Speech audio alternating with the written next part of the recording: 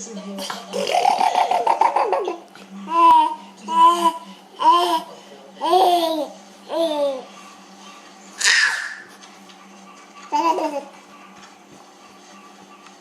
pas une cigarette ou...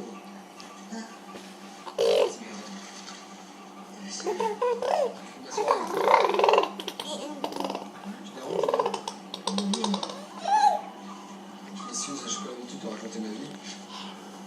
Il fallait absolument que je parle à quelqu'un. On était les seuls dans le coin.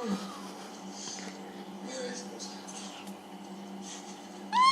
C'est avec du feu. Ça fait une minute, on marque tout à l'heure.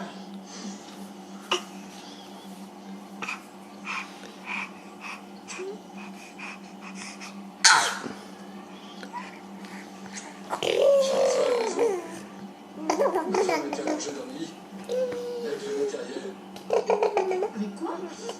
Elle voulait même le chef de matériel. C'est cette espèce de gros mec qui a sans cesse de revenir là. Il est resté tout seul, on pensait qu'il était pété.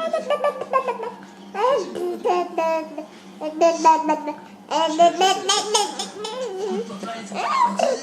Le premier qui s'arrive. C'est évidemment quand tu dois être à bonne heure. Ah, bah, s'il te plaît. Parce que tu dois te lever avec le physique que t'as, mais là tu risques pas peut-être. Ouais, je me débrouille. Mais c'est l'inverse, ça. Forcément, Jean-Jacques est à la maison. Ce qui s'est passé, c'est qu'à force, elle est doucement.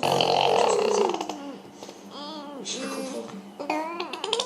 C'est ce qu'elle m'a fait. Bah, en plus, parce que.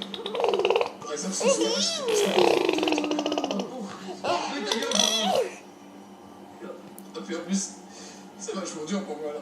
Je serre les dents, mais j'ai des caries, ça fait mal de chien. Et c'est comme ça.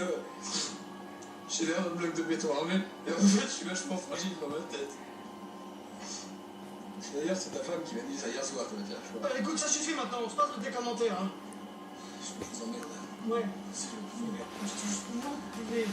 J'ai pas passé le métier. Bien, c'est une soirée fou en plus, parce que c'est quand j'ai vu ça, je suis parti me jeter à l'eau pour essayer de tout oublier. Une espèce de connard qui m'a balancé le pied au front. Je suis sans plus.